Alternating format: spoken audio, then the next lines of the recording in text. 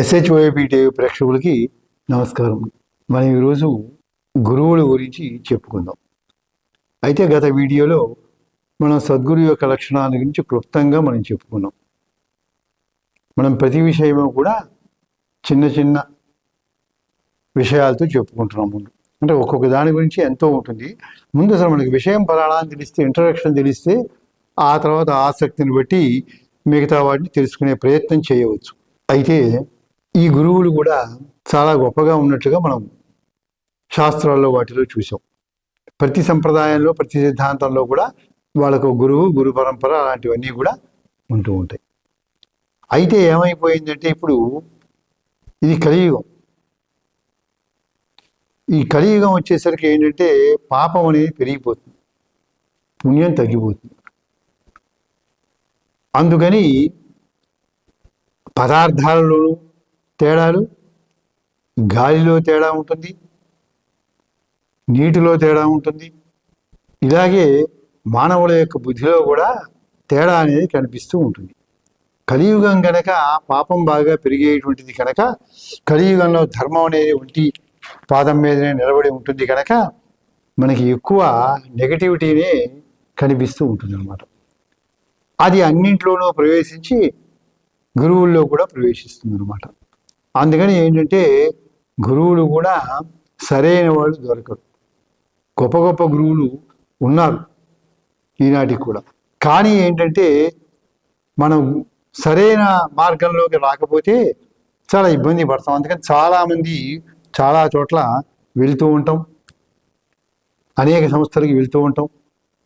వెళ్ళి అక్కడికి వెళ్ళిన తర్వాత అనేకమైన బాధలు పడటం, బాధకాలు పడటం, అన్ని విధాల నష్టపోవటం, తిరిగి రావటం, విచారించడం, ఈ రకంగా జరుగుతుంది. ఒక్కొక్కసారి మైండ్ కూడా సరిగా పనిచేయదు అనమాట. ఆ రకంగా వాళ్ళ కష్టాలు అనమాట, వాళ్ళ ఇబ్బందులు అట్లా ఉంటాయి. అటువంటి ఇబ్బందులు పొందాము అనేటువంటిది మనకి కనిపిస్తూ ఉంటుంది, వింటూ ఉంటాం కూడా. ఎందుకంటే యుగ ధర్మం ప్రకారం. అయితే ఈ విషయాన్ని గురించి కూడా వ్యాస మహర్షి చెప్పాడు. మంచి గురువు యొక్క లక్షణాలు చెబుతూ చెడ్డ గురువు యొక్క లక్షణాల గురించి కూడా పురాణాల్లో వ్యాసుడు చెప్పాడు. 2 మార్గాలు చెప్పి జాగ్రత్తగా నడవండి అని చెప్పాడు. ఇది కూడా మనకి పురాణాల్లోనే కనిపిస్తుంది. అంటే సమాజం ఎలా మారిపోతున్నప్పటికీ కూడా మంచి చెడులు అన్నీ కూడా మనకి పురాణాల్లోనే ఉంటాయి. వ్యాసుడే చెప్పాడు. సద్గురువు యొక్క లక్షణం చెబుతూ చెడ్డవాళ్ళు ఇలా ఉంటారు సుమా, మీరు జాగ్రత్తగా ఉండండి అని కూడా మనకి ఆయన చెప్పాడు అనమాట. వీళ్ళని 7 రకాలుగా విభజించుకుంటాం అనమాట. కొంతమంది యోగ పాషండులు అంటారు. వీళ్ళు పాషండులు అంటే ఈ తప్పు మార్గాల్లోకి అందరిని నడిపించేవాడు అనమాట. యోగ పాషండులు వీళ్ళు ఏం చేస్తారంటే, కొంతమంది మేము యోగాభ్యాసం చేస్తున్నామని చెప్పి అసలు మృత్యువే రాకుండా చేసుకోవాలి అని ప్రయత్నాలు చేసుకుంటూ ఉంటారు. అలాగే మేము చేసుకుంటాం, మీరు కూడా చేయండి అంటాడు. అసలు ఆ మార్గం అనేది కరెక్ట్ కాదు అనమాట. అంటే ఎప్పటికీ అసలు రాకూడదు మృత్యు. అవి ఫలించేవి కాదు, ఉపయోగం ఉండేది కాదు. అందువల్ల ఏమైందంటే వీళ్ళకి సాధన వ్యర్థమవుతుంది, వీళ్ళ శక్తి కూడా వ్యర్థమవుతూ ఉంటుంది అనమాట. ఎందుకంటే అసాధ్యమైన దాన్ని సుసాధ్యం ఎలా చేస్తారు ఎవరైనా సరే, అటువంటి వాళ్ళు కాదు. కొంతమంది కర్మభాషణులు అంటారు. వాళ్ళు ఏంటంటే మనం ఏదైనా పనులు చేస్తే మనకి మళ్ళీ జన్మలు వస్తూ ఉంటాయి, అందుకని ఏ పని చేయము అంటారు. చేయవలసిన మంచి పనులు కూడా మేము చేయము అంటారు అనమాట. అసలు ఏదీ చేయకుండా కూర్చుంటారు. అంటే పనులు మానేసి సోమరిగా లేజీగా కూర్చుంటారు ఒక చోట. వాళ్ళు చేసేది ఏముండదు, ఏ పని చేయరు అనమాట. ఏదీ చేయకపోతే ఎట్లా అసలు చేయమనిగా చెప్తుంది శాస్త్రాలని. కానీ మంచి పని కూడా చేయరు. అది మంచి గురువు యొక్క లక్షణం కాదు కదా. అందుకని అది ఒక భేదం అనమాట. తర్వాత కొంతమంది జ్ఞానం మాకుంది కదా అని చెప్పి వాళ్ళు ఏం చేస్తారంటే వాళ్ళు ఎటువంటి పనులైనా సరే చేస్తూ ఉంటారు. లేకపోతే ఆచరణలో జ్ఞానాన్ని పెట్టరు. అవి కూడా సద్గురు యొక్క లక్షణం కాదు. ఇంకా కొంతమంది ఏంటంటే వైరాగ్యం ఉన్నది కదా అని చెప్పి అసలు అన్నీ మానేస్తారు అనమాట.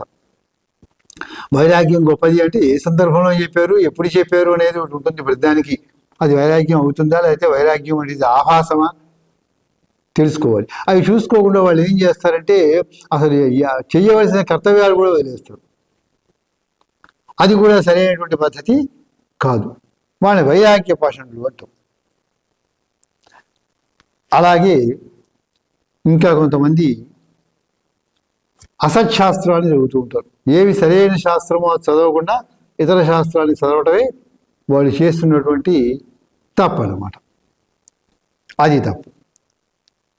కొంతమంది మిథ్య, వాళ్ళు ఏమంటారు, శాస్త్రంలో చెప్పిన దాన్ని అర్థం చేసుకోకుండా ఏ అర్థంలో చెప్పారో తెలియకుండా వాళ్ళకి తోచిన అర్థం తీసుకుని అంతా మిథ్యన్నాం కదా అనుకుని ప్రపంచం అంతా మిథ్యే కదా అంటే అంతా ఇదే కదా, ఇక అలాంటప్పుడు ఏం చేస్తే మాత్రం ఏమిటి, మనం అసలు చేయవలసిన కర్తవ్యాలు కూడా మానేద్దాంలే అనుకునేటువంటిది అదొక పద్ధతి. వాళ్ళు మిథ్యా భాషలు అంటారు. ఇంకా కొంతమంది ఇంకో రకంగా చేస్తారు, మాయాతత్వ భాషణులు అంటారు వాళ్ళు. అంటే వాళ్ళు ఏం చేస్తారంటే ప్రపంచం అంతా మాయే కదా అంటే అన్నాము, అది ఏ అర్థంలో అన్నామో దాని నిర్వచనాలు ఏంటి అనేవి చూసుకోకుండా డిగ్రీ, ఇంజనీరింగ్, పీజీ పూర్తి చేసి కూడా ఉద్యోగాలు లేకుండా నిరాశగా ఉన్నారా? బ్యాంకు ఉద్యోగాలైతే బాగుంటాయి కానీ పోటీ పరీక్షల శిక్షణా సంస్థల్లో ఫీజు మీకు భారంగా అనిపిస్తుందా? అయితే ఆలస్యం ఎందుకు?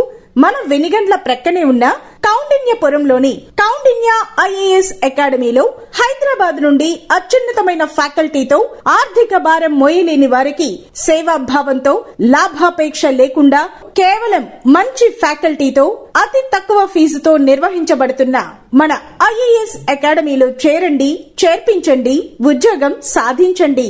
వివరాలకు doctor EV Narayana, retired principal, TGPS college, Guntur, founder and chairman cum managing trustee, Guntur, Andhra Pradesh. Cell number 9966112933. లోతుగా వీళ్ళు ఏం చేస్తారంటే, ఇది మాయ అన్నారు కదండి ప్రపంచం, ఇక దీంట్లో తప్పు ఒప్పు ఏముండదు, తప్పు చేసినా ఏముండదు, ఒప్పు చేసినా ఏముండదు అని ప్రజల్ని భ్రమింపజేస్తూ ఉంటారు అనమాట. భ్రమింపజేసి వాళ్ళు ఆ రకంగా ప్రవర్తిస్తూ ఉంటారు. అది కూడా సరైన గురువులు కాదు. ఇక గురువేష భాషణులు అంటారు వాళ్ళు. ఇది మిగతా మనం చెప్పుకున్న రీతిగా అక్కడక్కడ దొరుకుతూ ఉంటారు.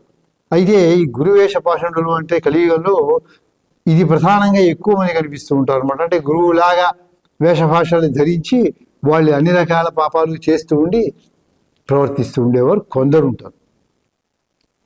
ఎక్కువ భాగం కలియుగంలో ఇలాగే ఉంటారు. అందువల్ల వాళ్ళ వల్ల బాధలకు గురైనటువంటి వారు చాలామంది ఉంటారని మనం వింటూ ఉంటాం లోకంలో అనేక వార్తలు. అందుకని సద్గురువుని ఎంచుకోవడంలో మనం పొరపాటు చేయకుండా సక్రమంగా ఎంచుకోవాలి. లేకపోతే మనకి అనేకమైన సమస్యలన్నీ కూడా వస్తాయి అన్నమాట. కనుక వీళ్ళందరూ కూడా సరైన గురువులు కాదు, కుత్సితమైన గురువు జ్ఞానాన్ని ఇవ్వాలి. జ్ఞానాన్ని ఇవ్వకుండా అజ్ఞానాన్ని పంచిపెడితే ఎట్లా అంటే, మనకున్నది 10 మందికి పంచిపెట్టాలి అన్నారు అనుకోండి, అంటే మన దగ్గర డబ్బు ఉంటే డబ్బు ఇస్తాం, చదువు ఉంటే చదివిస్తాం, ఏదైనా అధికారం ఉంటే అధికారాన్ని 10 మందికి మంచిగా ఉపయోగపెడతాం. ఇలా చేయాలి. మన దగ్గర ఏముంటుంది 10 మందికి పంచమంటే. అంతేగాని అజ్ఞానం ఉంటే అజ్ఞానాన్ని పంచుతా అంటే అది పద్ధతి కాదు కదా. ఏముంటే అది పంచమన్నారు కదా అంటే ఏదో హాస్యంగా చెప్పినట్టుగా అవుతుందన్నమాట. అది ఒకసారి పరమానందయ్య గారి శిష్యుల కథలో వాళ్ళు ఏం చేశారంటే, అడవిలో ఒక చోట విశ్రాంతి తీసుకుంటూ ఉండగా రాజుగారు పిలిచారట ఓసారి రమణమని దివాడానికి. సరే పరమానందయ్య గారు ఏమన్నారంటే, మామూలు పద్ధతిలో శిష్యులను పిలిచారే, మనం రాజుగారి దగ్గరికి వెళ్ళాలి, లోపలికి వెళ్ళి ఏముంటుందో చూసి కాస్త మూటగట్టి తీసుకురండిరా, ఉత చేతులతో వెళ్తే బాగుంటుంది కదా అని చెప్పారు. శిష్యుడు ఆ మాటని యథాతథంగా వెళ్ళి లోపలికి వెళ్ళి చూస్తే అప్పటికి వంట అయిపోయింది, పొయ్యి అంతా అయిపోయింది, ఆరిపోయింది, దాంట్లో బూడిద కనిపించింది. వెంటనే దాన్ని తీసి మూట కట్టారు. అంటే ఏం చెప్పారు ఆయన, లోపలికి వెళ్ళి చూసి ఏది ఉంటే అది మూట కట్టండిరా అన్నారు. వీళ్ళు వెళ్ళేసరికి ఆ ఆరిపోయిన పొయ్యిలో బూడిద కనిపిస్తే అది కాస్త మూట కట్టారు, కట్టి తీసుకొచ్చారు. సరే పరమానందయ్య గారు ఏమనుకున్నాడు, చెప్పాం కదా శిష్యుడికి, సరే మనం పట్టించుకునేది ఏంట్లే అనుకున్నారు. అందరూ వెళ్ళి రాజదర్శనానికి వెళ్ళారు. రాజుగారితో మాట్లాడుతున్నారు పరమానంద గారు. కొంతసేపు అయిన తర్వాత హఠాత్తుగా గుర్తుకొచ్చి శిష్యుడిని పిలిచి ఏమన్నారంటే, అరే నిన్న వస్తువు తీసుకొచ్చాం కదా, అది రాజుగారికి ఇవ్వండి రా అన్నారు. అంటే ఏదో విలువైన వస్తువు తెచ్చారనే అనుకుంటారు కదా. వాడు ఏం చేశాడంటే ఆ బూడిద మూటను కాస్త తీసుకొచ్చి వినయ విధేయతలతో భద్రంగా శ్రద్ధగా రాజుగారి చేతులకు సమర్పించారు నించుని చేతులు కట్టుకుని. అది తీసుకుంటున్నప్పుడు రాజుగారికి కొంచెం అనుమానం వచ్చింది. కానీ ఇప్పుడు అంటే బాగుండదులే అని ఊరుకున్నారు అనమాట. ఆ రకంగా ఏముంటే అది చేయండి అన్నారని మన దగ్గర అజ్ఞానం ఉంటే అజ్ఞానాన్ని పంచిపెట్టమనేది మాత్రం కాదు.